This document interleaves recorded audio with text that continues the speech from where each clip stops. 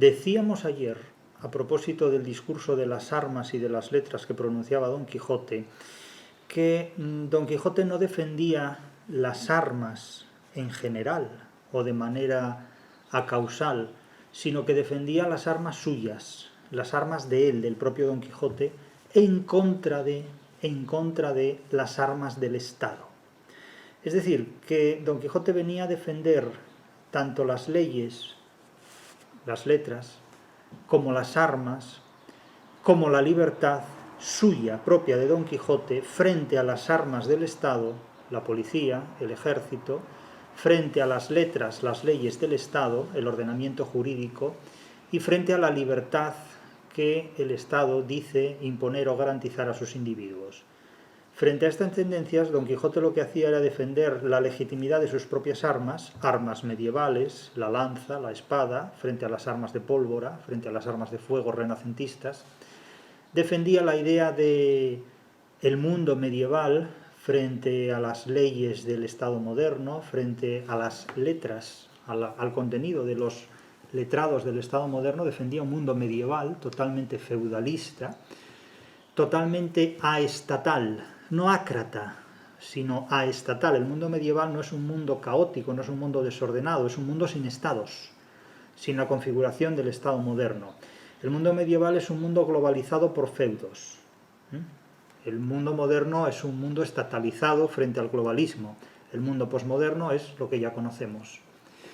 Don Quijote defiende un mundo medieval, con las armas medievales y con las leyes, entre comillas, medievales, que son leyes básicamente forales, no hay leyes estatales.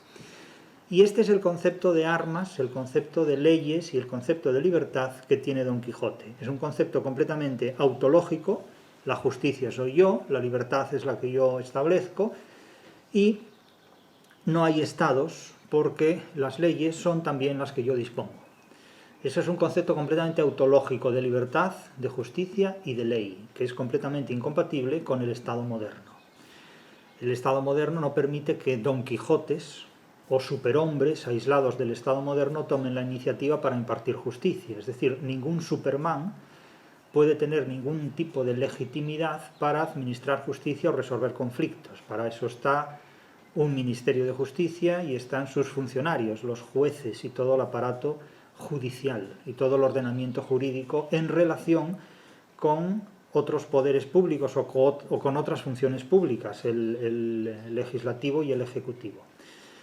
Pero Don Quijote no se plantea ni siquiera los planteamientos, no se plantea ni siquiera las exigencias del antiguo régimen, cuanto más las exigencias del nuevo régimen, que plantea una separación de poderes, aunque en realidad sea simplemente una separación de funciones, porque los poderes pueden seguir unidos según los criterios de algunas personas, de algunos intérpretes. Digo todo esto porque la cuestión a la que me voy a referir aquí, que es una cuestión muy importante, porque hoy vamos a hablar, como siempre, de una cuestión muy importante, tiene que ver con la libertad y el cautiverio. Voy a hacer referencia aquí a la historia del cautivo, la historia del capitán cautivo, Ruy Viezma, que huye de Berbería en compañía de una mujer, Zoraida, una mora, que le proporciona posibilidades de huida. Según dice el texto, en realidad las posibilidades de huida que proporciona esta mujer se limitan simplemente a una inversión económica, con la cual compra el maridaje o la maritalidad, si se permite esta expresión, con el cautivo, es decir, compra a su pareja. Porque hay que cuestionar hasta cierto punto cuál es el papel de esta mujer, de esta mora Zoraida, en la ayuda que les presta a los cautivos para huir de Berbería, para huir del cautiverio en el que se encuentran. Naturalmente este personaje, Ruy Pérez de Viezma, el capitán cautivo, es un trasunto cervantino, porque el relato que cuenta, interrumpido barrocamente por la batalla que Don Quijote mantiene con los cueros de vino tinto, derramando así la sangre de un gigante al que quiere enfrentarse, es un relato en el que se amalgaman tres géneros narrativos, que son la novela morisca, la novela bizantina y la novela autobiográfica. Vamos a ir entrando en esos detalles, pero aquí lo que vamos a plantear sobre todo es una cuestión que tiene que ver con la libertad y con el cautiverio a partir de una serie de textos cervantinos que vamos a citar de manera puntual. El caso es que cuando Don Quijote pronuncia este discurso sobre las armas y las letras simplemente para decir que las armas que él ejerce y que él profesa están muy por encima de las letras, esto en apariencia, porque en realidad lo que viene a decir es que sus armas están por encima de las armas del Estado. Es decir, Don Quijote usa unas armas que valen más que las armas del Estado. Es decir, el Estado, que tiene fuerzas policiales internamente y fuerzas armadas externamente, según Don Quijote, vale menos que sus propias armas, que la lanza y que la espada, el lanzón que usa, la adarga, en definitiva, que usa Don Quijote. O sea, en ese nivel estamos, ¿no? En ese nivel estamos. Bien, ese discurso abre las puertas a lo que va a ser los hechos expuestos, los hechos expositivos por este capitán cautivo, que incluso una vez liberto sigue llamándose cautivo constantemente. Es decir, aunque ha alcanzado la libertad, sigue apelándose a él constantemente como el cautivo, la historia del cautivo, el capitán cautivo, Ruy Pérez de Viezma. Este hombre narra su curriculum vitae, ¿no? Sus gestas, sus éxitos militares, sus triunfos militares, un currículum vitae miliciano, militar, que contrasta enormemente, que contrasta dialécticamente con la ociosidad que caracteriza la vida de sus oyentes, muchos de ellos nobles. El capitán cautivo cuenta su historia en la venta de Palomeque, delante de una serie de nobles entre los que se encuentran don Fernando, Cardenio, Luscinda, Dorotea y otros funcionarios que han llevado hasta ese momento una vida entre algodones, si la comparamos con la vida que ha llevado el capitán cautivo, o el ex cautivo, deberíamos llamarlos, ¿no? Es como las bodas de Camacho, el que se casa no es Camacho sino Basilio, pero los títulos cervantinos siempre son muy equívocos, muy engañosos, casi parecen titulares de prensa, en realidad. Luego uno lee el relato y comprueba que no corresponde con el titular, no corresponde con el título del capítulo, ¿no? Es muy moderno esto, ¿no? Es muy periodístico.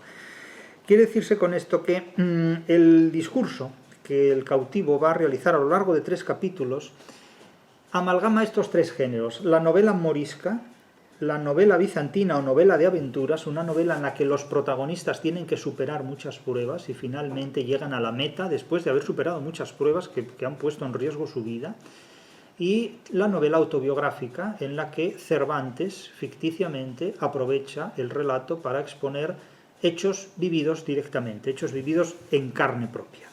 ¿Cuáles son algunos de estos hechos? Pues vamos a verlo ahora mismo. El cautivo, o el ex cautivo, es un hombre hasta cierto punto fracasado. Es un hombre que ha fracasado porque ha hecho campañas militares, y en una de estas campañas, en una de ellas, concretamente en la batalla de Lepanto, pues es apresado. Es el día que, como él dice, tantos obtuvieron la libertad. Para él fue un día negro porque fue apresado como cautivo y llevado a Berbería, y allí trabajó pues como esclavo. Cuenta las condiciones de vida que tenía allí como cautivo, y eran equivalentes a las que podrían darse en un campo de concentración nazi realmente, ¿no? Ahí vivió Cervantes, y ahí sobrevivió Cervantes 5 años, hasta que Cervantes fue rescatado por frailes mercedarios que reunieron dinero suficiente para comprar su libertad. El caso del cautivo en su historia ficticia fue diferente. El cautivo se puede fugar, puede huir de allí, y él cuenta precisamente cómo huye de este lugar. Pero insisto que cuando él llega a España y cuenta su historia, cuenta la historia de un hombre que ha fracasado y que tiene que rehacer su vida, y rehacer su vida en unas condiciones realmente muy adversas. Se producen en ese momento ciertas anagnórisis, es decir, ciertos reconocimientos inesperados de personajes con los que se habían encontrado en el pasado y a los que le han ido las cosas muy bien en la vida, aunque a él le hayan ido muy mal. Y de hecho hay un ejemplo cuando se dice: conocí a un tal Pedro de Aguilar, y le dicen: este Pedro de Aguilar está ahora en nuestro lugar, bueno y rico, casado y con 3 hijos. Es decir, es el contraste que este hombre conoce frente a otros que han tenido pues una fortuna en la vida de la que él ha carecido. Y una de las primeras cosas que este hombre advierte es que cuando ha recuperado la libertad y llega a España y cuenta su relato, dice que, cito: no hay en la tierra conforme a mi parecer, contento que se iguale al de alcanzar la libertad perdida. Claro, de nuevo la cita con la libertad, es decir, ¿qué es la libertad? Ya hemos definido la libertad como aquello que los demás nos dejan hacer, es decir, es la lucha por el poder para convivir con los demás y para dominar o controlar a los demás. Pero es que los demás hacen lo mismo, de tal manera que hay una lucha constante por la vida. De hecho, la libertad es la lucha por la vida, es la lucha por la supervivencia humana. En el ámbito de la naturaleza, donde no hay más leyes que las leyes naturales, la lucha por la vida es despiadada completamente, como la que mantienen los animales en estado natural y tienen que sobrevivir mortalmente. Es decir, no hay forma de convencer al tigre de que no se coma el cervatillo. Eso es absolutamente imposible y se lo come de manera absolutamente despiadada. No hay otro procedimiento. Sin embargo, en el estado de la civilización, los seres humanos no conviven de ese modo, o al menos no deberían convivir de ese modo habitualmente. Otra cosa es lo que ocurre en contextos puntuales o en contextos extraordinarios, pero la violación de las libertades, tal como las libertades están recogidas en las leyes, pues implica una reacción para limitar esos excesos. Por esta razón nosotros hemos siempre elaborado una teoría de la libertad que consiste en declinar la libertad según casos. El caso genitivo, el caso dativo y el caso ablativo. La libertad genitiva sería aquella libertad que remite a la potencia de hacer algo, al poder de hacer algo. La libertad dativa sería aquella libertad que se mide en tanto que se consigue algo con lo que se hace. Cuando alguien hace algo, lo hace para obtener algo, para obtener dativamente algo. Y naturalmente la libertad siempre se ejerce en determinadas circunstancias que exigen un pago, es decir, que provocan cierta ablación. Cuando alguien quiere hacer algo, tiene que plantearse en primer lugar si lo puede hacer o no, si dispone de medios para hacerlo o no. Esa es la libertad genitiva, la libertad de hacer algo o de no hacerlo. La libertad de poder hacer algo o no hacerlo. Tiene que plantearse también cuál es el objetivo de esa acción que pretende llevar a cabo. Es decir, una libertad ¿para qué? ¿Para conseguir qué cosa? Y por otro lado, ¿a cambio de qué? Es decir, ¿qué es lo que tiene que dar a cambio de conseguir lo que se propone? Pues un gasto de energía, un gasto de relaciones, un enfrentamiento con quién y hasta qué punto esta realidad a la que él se enfrenta le proporciona un beneficio o un perjuicio.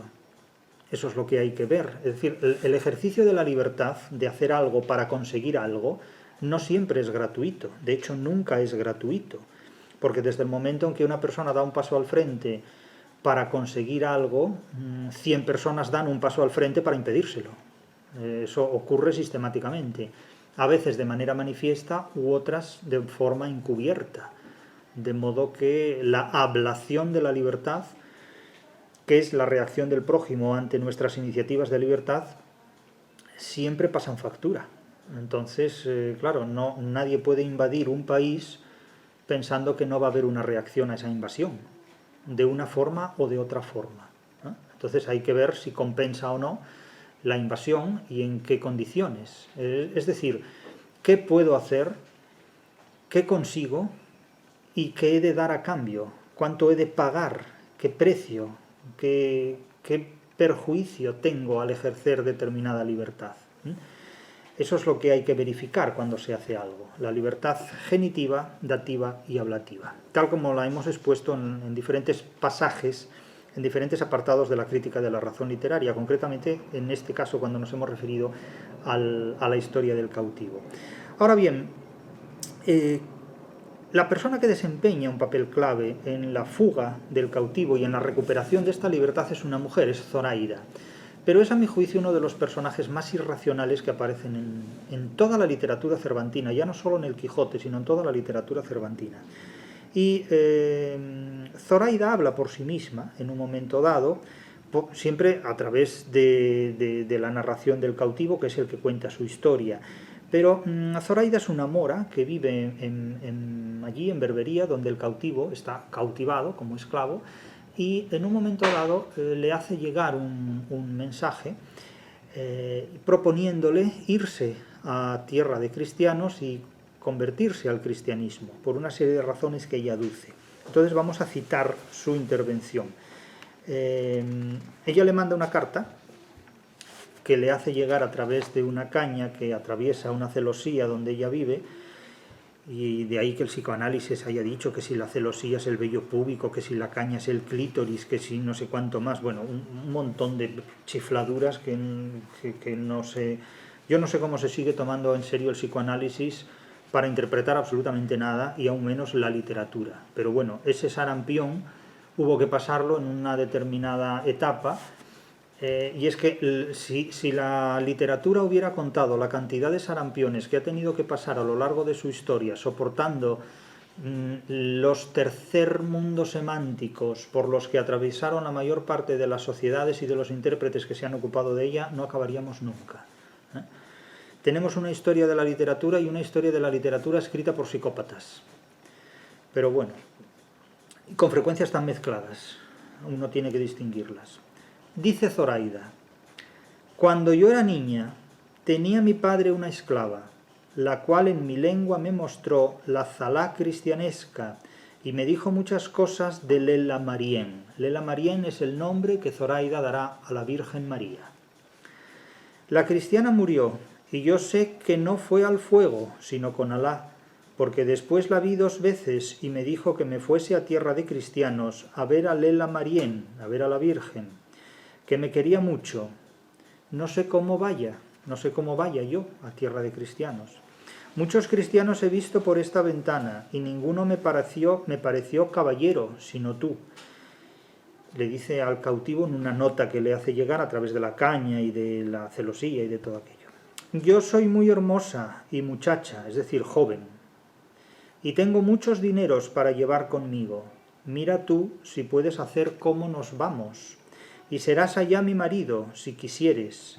Y si no quisieres, no se me dará nada, que Lela Marien me dará con quien me case. Yo escribí esto, mira a quién se lo das a leer, no te fíes de ningún moro, porque son todos marfuces. De esto tengo mucha pena, que quisiera que no te descubrieras a nadie, porque si mi padre lo sabe, me echará luego en un pozo y me cubrirá de piedras. En la caña pondré un hilo, ata allí la respuesta, y si no tienes quien te escriba arábigo, dímelo por señas, que Lela Marien hará que te entienda, que yo te entienda. Ella y Alá te guarden, y esa cruz que yo beso muchas veces, que así me lo mandó la cautiva. Evidentemente esto es la carta de una loca, o de una psicópata, que tiene visiones, que habla con la Virgen, aunque la Virgen no le responda, que confunde todo lo que se encuentra a su paso, que se declara joven, guapa y rica, y que pone su belleza, su juventud y su dinero a disposición de este cautivo con tal de casarse con él e irse con él a tierra de cristianos. Esto tiene todos los ingredientes de una leyenda mágica, de una leyenda extraordinaria. Esto es lo más irreal que puede tener lugar en el Quijote. Es más irreal todavía casi que la narración del propio Don Quijote en la cueva de Montesinos. Zoraida es un personaje insólito, es un personaje que abandona a su padre llevándole el dinero, cosa que en la cultura musulmana, en el mundo musulmán, es inconcebible. No se abandona nunca a las personas mayores ni a los padres, a los que se les profesa un enorme respeto y casi un enorme culto, mucho más que en el mundo cristiano. Es una mística, Zoraida, es una mística filocristiana, que, insisto, dice hablar con la Virgen María y tener visiones. Es apóstata de los suyos, además, es una cosa realmente sorprendente. Respeta las divinidades, las propias, las musulmanas y las cristianas, es decir, no es nadie que ofenda a ningún tipo de dios, en ese sentido no es sacrílega ni para nada, en absoluto. Quiere decir que no falta al respeto a nadie, pero sí falta enormemente a su padre, traiciona a su padre, es algo realmente inconcebible, esto es realmente inconcebible, es durísimo, es uno de los episodios a mi juicio más duros de toda la literatura cervantina. Es crudelísimo este episodio. Y luego, por otro lado, ella dice estar enamorada del cautivo, pero el cautivo en ningún momento da la menor muestra de tener por ella ningún sentimiento amoroso. pero por el medio está la libertad. Entonces, claro, se agarra a un clavo ardiendo. Tampoco es que sea muy complicado agarrarse a Zoraida, que tiene todo lo que ella dice tener, hermosura, belleza y dinero. Entonces es casi como un recurso narrativo muy insólito, es un deus ex machina, es decir, es un recurso sobrenatural que de repente aparece casi como una hada madrina. Pero insisto, es un personaje irracional, insólito, inverosímil y realmente visionario, es decir, es alguien que realmente tiene problemas mentales. Si lo llevamos al mundo real, diríamos que tiene problemas psicológicos. Incluso considera que la Virgen puede ser traductora de lenguas extranjeras. Se dice, o sea, yo haré que Lela Marien me haga entender lo que quieres decir. Claro, es que no sabemos de qué estamos hablando, ¿no? El caso es que Zoraida pone el dinero robado a su propio padre, que además se presenta como un hombre bueno. El padre de Zoraida, Agi Morato, es un moro que es muy buena persona.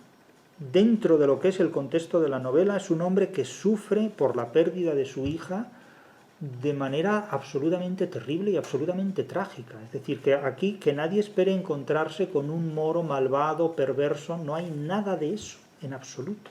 No hay nada de eso en absoluto. Es decir, Cervantes es muy respetuoso con las personas, al margen de cuál sea su ideología, su religión, su cultura, su sociedad o su lengua. Es decir, que nadie espere en el Quijote un maniqueísmo entre moros, cristianos, judíos, conversos, renegados, gente blanca, negra, del norte, del sur, de izquierda o de la derecha. Eso no existe en el Quijote.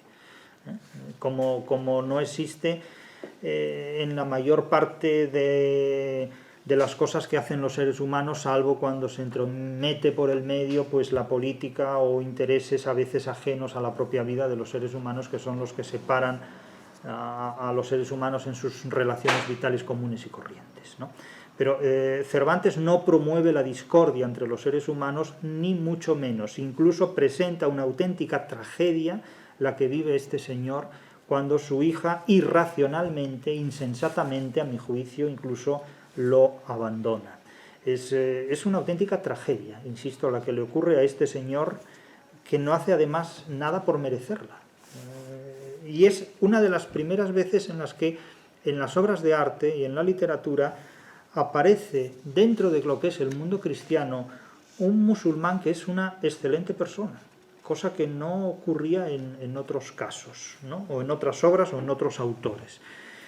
Pero claro, tiene una hija que se comporta de una manera totalmente irracional, aunque sea beneficiosa para el cautivo. Pero si vamos a examinar en realidad las contribuciones de Zoraida a la libertad del cautivo, estas contribuciones resultan muy discutibles, porque lo único que aporta es dinero.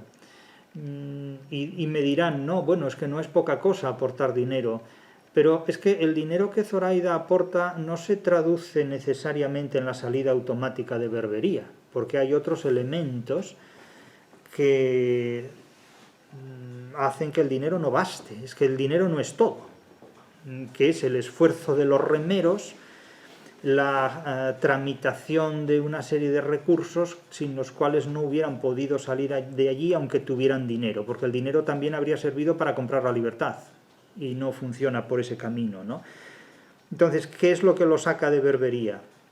Según Zoraida, Lela Marien, la Virgen María, vale. Esa es la interpretación cristiana o psicopática, según queramos considerarlo. Lo que lo saca de Berbería es la astucia de un renegado, la astucia de un converso, de un cristiano que se hace pasar por árabe y que en realidad sigue siendo cristiano y es quien los va a sacar de allí por contactos que tiene, y el esfuerzo de todos los fugados por recuperar la libertad que reman como fugitivos para llegar a las costas del sur de la península ibérica, las costas del sur de España. Llevándose con ellos a Zoraida, porque es lo que ella les pidió y les prometió, que tenían que ir con ella. Bien. la dialéctica está servida. Por un lado tenemos la mística de Zoraida y por otro lado el dinero de Zoraida. Por un lado las oraciones de Zoraida y por otro lado la astucia, el racionalismo y la fuerza de los que salen de allí a pulso de sus propios brazos. Claro, es un contraste enorme el que hay, y que el uno desmiente el otro es algo que no podemos negar. Es algo que no podemos negar, es decir, solo rezando no se viaja en el tiempo. O sea, no te dejan subir a ninguna compañía aérea ni a ninguna compañía marítima rezando oraciones. O pagas el pasaje o contratas una tripulación. No se puede funcionar de otro modo. Y la propia Zoraida le dice en otro fragmento de la carta, le dice: yo no sé, mi señor, le dice a él, cómo dar orden que nos vamos a España. Ni Lela Marien me lo ha dicho, aunque yo se lo he preguntado. Ni te lo va a decir, por mucho que le preguntes. Lo que se podrá hacer es que yo os daré por esta ventana muchísimos dineros de oro. Rescataos vos con ellos y vuestros amigos, y vaya uno en tierra de cristianos y compre allá una barca y vuelva por los demás, y a mí me hallarán en el jardín de mi padre. Y mira que has de ser mi marido, porque si no, yo pediré a Marien que te castigue y te daré mucho dinero. Es decir, la pobre no sabe lo que dice. O sea, realmente no sabe lo que dice. El narrador advierte que ella sí habla con Lela Marien, pero la Virgen no responde a nada, ¿no? Mutis, no dice absolutamente nada. El caso es que el cautivo lo que explica después es que, y así determinamos de ponernos en las manos de Dios y en las del renegado. Claro, ustedes leen esto, cualquiera lee esto, y si va muy animado a la lectura no se fija en esta dicotomía. ¿Cómo se puede decir en el siglo XVII que te pones en las manos de Dios y en las del renegado? Esto es mucho peor que decir Cervantes y Shakespeare, ¿eh? O sea, nos pusimos en las manos de Dios y en las del renegado. Esto es lo mismo que decir nos pusimos en las manos de Dios y las manos del diablo. A la vez. O sea, poniendo a Dios y al renegado a la misma altura. Un renegado es el que hace apostasía de la fe cristiana. Claro, es que Cervantes tiene unas bofetadas que son descomunales y que cuelan como si nada. Cuelan como si nada porque nadie las tocó. Claro, ¿quién puede decir? Y así determinamos de ponernos en las manos de Dios y en las del renegado. Y en aquel mismo punto se le respondió a Zoraida diciéndole que haríamos todo cuanto nos aconsejaba, porque lo había advertido tan bien como si Lela Marien se lo hubiera dicho. Es decir, le dijimos que sí a todo y luego hicimos lo que teníamos que hacer. Respondíle en breves palabras que tuviese cuidado de encomendarnos a Lela Marien con todas aquellas oraciones que la cautiva le había enseñado. Es decir, y mientras rezaba, así estaba entretenida y quietecita, mientras los demás se dedicaban a remar como salvajes. De manera que mientras los demás remaban, ella rezaba y todos contentos. Llega el momento de narrar lo que fue la huida ante los ojos de su padre. Cuando su hija vio a su padre, se cubrió los ojos por no verle. Es decir, es como el avestruz que mete la cabeza bajo la tierra, ¿no? Y su padre quedó espantado, con razón, claro. Iba Zoraida, en tanto que se navegaba, puesta la cabeza entre mis manos por no ver a su padre, y sentía yo que iba llamando a Lela Marien que nos ayudase. Todo lo que el moro decía a su hija nos lo declaraba el renegado, y ella no le respondía palabra. Esto es muy cruel, de una hija a un padre. «Es verdad lo que dice, hija», dijo el moro. «Así es», respondió Zoraida. «Que en efecto», replicó el viejo, «tú eres cristiana, y la que ha puesto a su padre en poder de sus enemigos». A lo cual respondió Zoraida: «La que es cristiana yo soy, pero no la que te ha puesto en este punto, porque nunca mi deseo se extendió a dejarte ni a hacerte mal, sino a hacerme a mí bien». Y le pregunta a su padre: «¿Y qué bien es el que te has hecho, hija?». Le pregunta a su padre muy racionalmente: ¿y qué bien es el que te has hecho, yéndote a tierra de cristianos, tú que eres musulmana, tú que eres mora? ¿Dónde está ese bien? Eso, respondió ella, pregúntaselo tú a Lela Marien, que ella te lo sabrá decir mejor que que yo. Claro, esto no es una respuesta de una hija a un padre, o sea, realmente, bueno, yo me alegro de que el cautivo recupere la libertad por estos medios. Es posible que el cautivo hubiera recuperado la libertad por otros medios sin necesidad de Zoraida, es muy probable, pero el narrador quiso presentar esta historia probablemente para presentar el sufrimiento de un moro que es completamente inocente respecto a lo que esta hija hace con él. Es decir, Cervantes no quiso despedirse de Berbería sin reconocer que allí, como en todas partes, también hay buenas personas que sufren inmerecidamente. Esta es mi interpretación, este es mi juicio. Es decir, que Cervantes, a pesar de haber sufrido cautiverio entre musulmanes, no muestra odio, ni rencor, ni deseos de venganza hacia algunos musulmanes que conoció allí y que, como este señor, son ejemplo de buenas personas como las hay en todas partes. En todas partes hay buenas y malas personas al margen de ideas, creencias y todo ese tipo de cosas. Claro, Zoraida, insisto, es uno de los personajes más irracionales, más increíbles, increíbles en el sentido más negativo, que no tienen crédito, y más inverosímiles, ¿no? Incluso termina, sus últimas palabras son: plega Alá, Padre mío, que Lela Marién, que ha sido la causa de que yo sea cristiana, ella te consuele en tu tristeza. Alá sabe bien que no puede hacer otra cosa de la que ha hecho, y que estos cristianos no deben nada a mi voluntad, pues aunque quisiera no venir con ellos y quedarme en mi casa, me fuera imposible, según la priesa que me daba mi alma, por poner por obra esta que a mí me parece tan buena como tú, Padre amado, aunque tú la juzgues por mala. Quiere decir que ella hace una explicación metafísica de los hechos reales que es completamente irracional, completamente insensata y además impropia de su cultura. Impropia de su cultura porque, ya digo, hay un respeto muy grande hacia los padres, hacia los mayores en la cultura musulmana. Esto es realmente inverosímil. Ahora bien, la historia del cautivo, la novela del cautivo, antes, durante y después del encuentro con Zoraida, es la historia de una novela bizantina, una novela de aventuras en las que los protagonistas, con frecuencia una pareja de enamorados, supera una cantidad de pruebas, de obstáculos, de infortunios y de conflictos que es absolutamente hiperbólica, exageradísima. Y al final, después de superar esas pruebas y esas circunstancias, pues pueden verse, digamos que son felices y comen perdices, ¿no? Es decir, llegan al matrimonio y mantienen una vida estable. Pero las características tradicionales de la llamada novela bizantina eran características propias de personajes realmente hiperbólicos, por supuesto imaginarios, que recorrían también una geografía imaginaria, no una geografía real, África, Europa, que recorrían un tiempo en suspenso, un tiempo que era crónicamente presente, no pasaba el tiempo.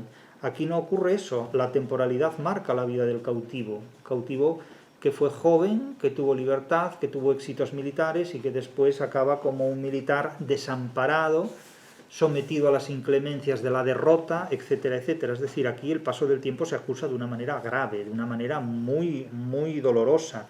Los espacios, insisto, no son exóticos, sino que son bien conocidos. El cautiverio argelino, la España cristiana, inquisitorial, etcétera, etcétera. Es decir, no había la seguridad social que hay hoy, no estaba la ONU para resolver los conflictos, etcétera, etcétera, ¿no? No había todo lo que hay hoy a disposición de todo el mundo, no había este sistema de educación que nos hace a todos ser geniales y ser increíbles y ser wow y todo esto. No, era un mundo real, no había la virtualidad que hay hoy. Y desde luego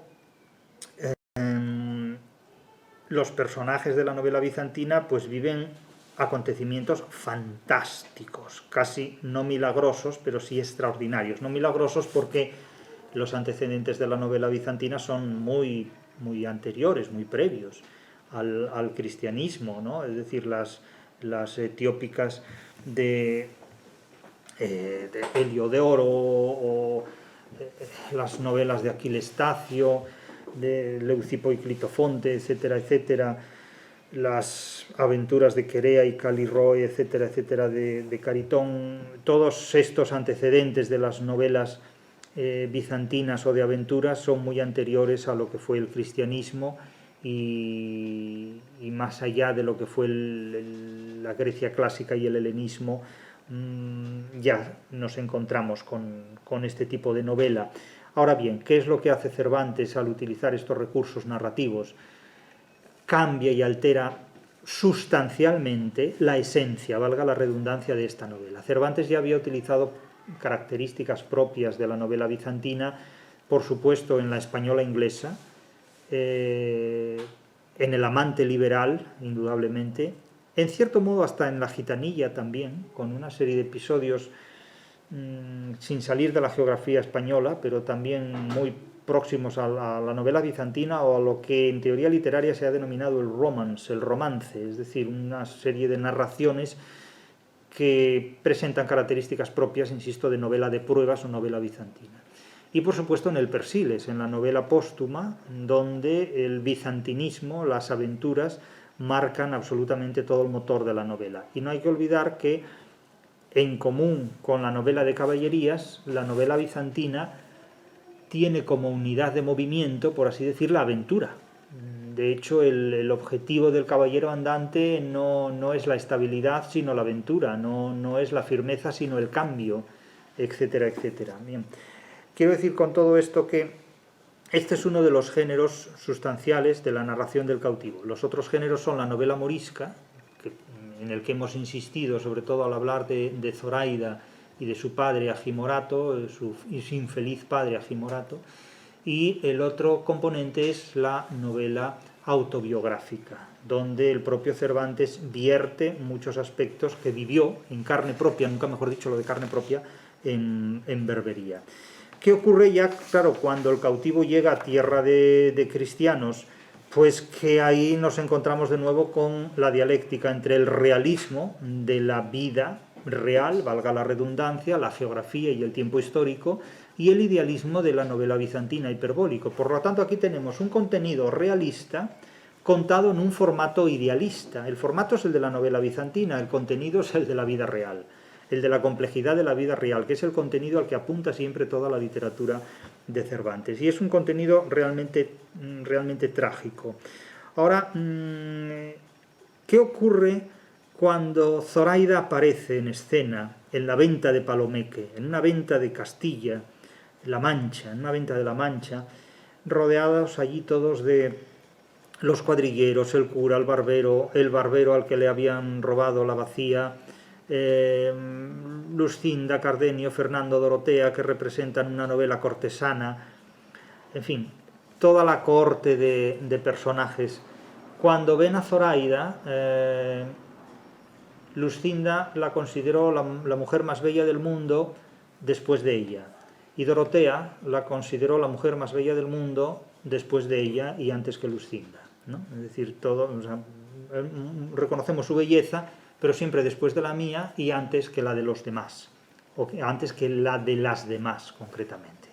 El caso es que Zoraida destaca por su belleza, por su silencio, por su juventud y por su dinero, pero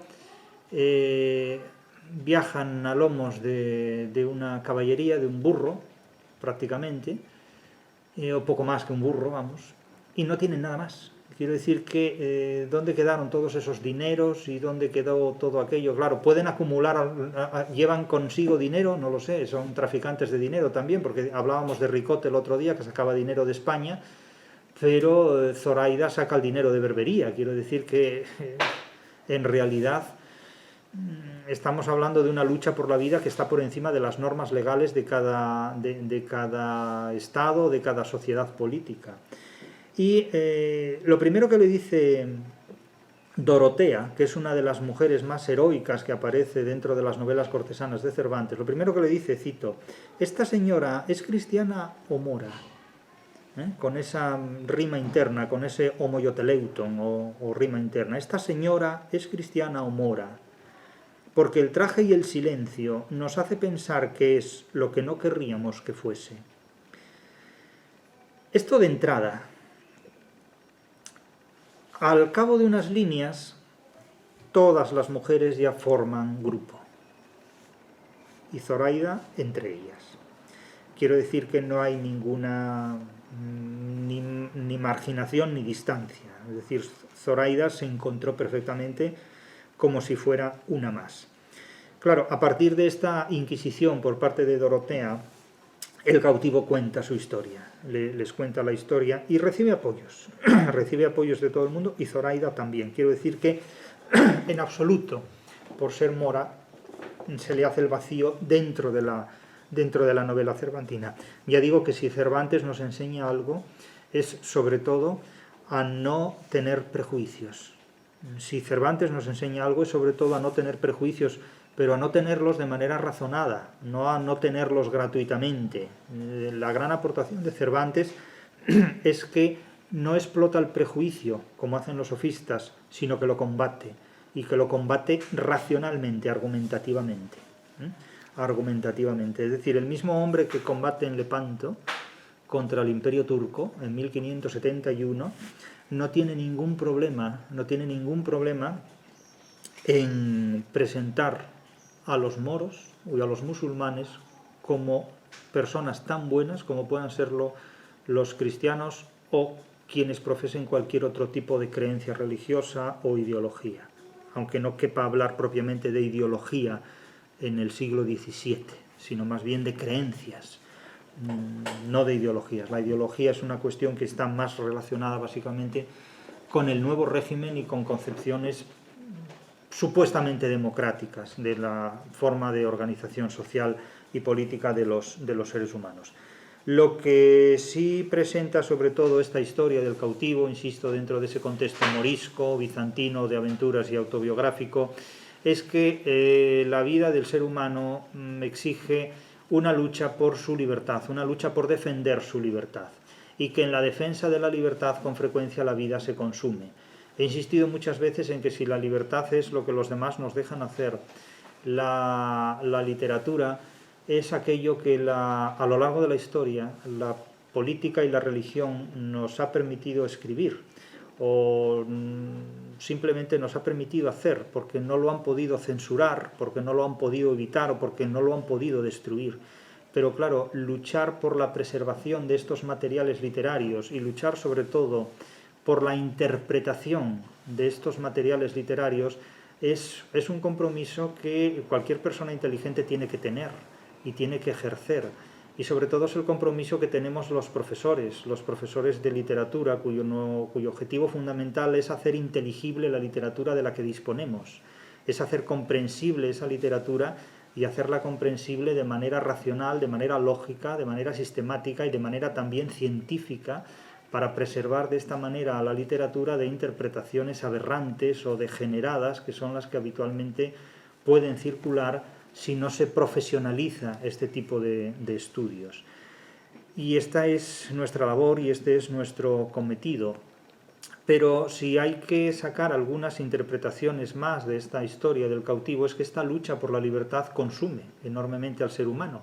Y de hecho el cautivo es un hombre consumido y fracasado porque ha hipotecado su vida por luchar por una libertad, no solo para sí mismo, a título personal, sino sobre todo también para la sociedad política de la que él mismo forma parte. Porque perder una guerra significa perder la vida, que es perder todo lo que tenemos. Lo único que tenemos es la vida. Y dentro de la vida tenemos más cosas, pero ese es el continente fundamental. Pero a veces puede ocurrir que conservando la vida se pierda la libertad.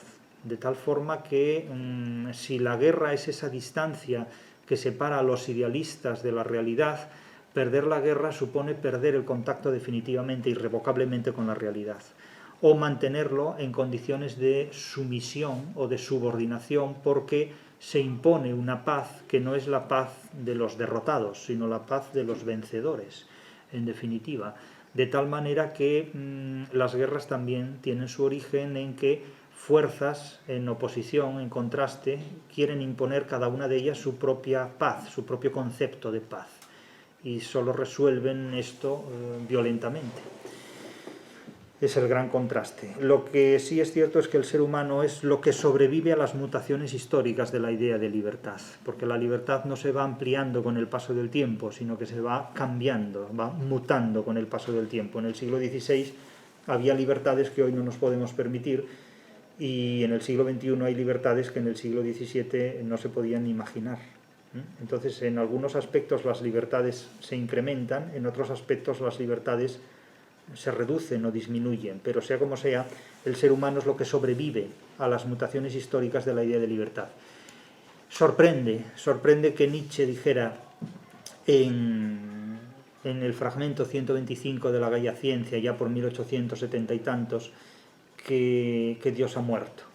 Si Cervantes hubiera conocido esa frase, seguramente, no puedo reemplazar a Cervantes, solo faltaba, pero es probable que si Cervantes hubiera conocido esa frase de Nietzsche, hubiera conocido a Nietzsche, le habría dicho: tú dices que Dios ha muerto, para mí Dios nunca nació, porque yo tuve que organizar mi vida sin Dios, no como tú, que te dedicaste toda tu vida a filosofar sobre cosas que suponían o presuponían un ocio extraordinario. Si tú, Federico, hubieras tenido que llevar la vida que yo llevé, probablemente no llegarías tan avanzada tu edad a decir en un momento dado que Dios ha muerto, porque tendrías que haber organizado la vida sin Dios. Para mí, Dios nunca nació porque nunca existió.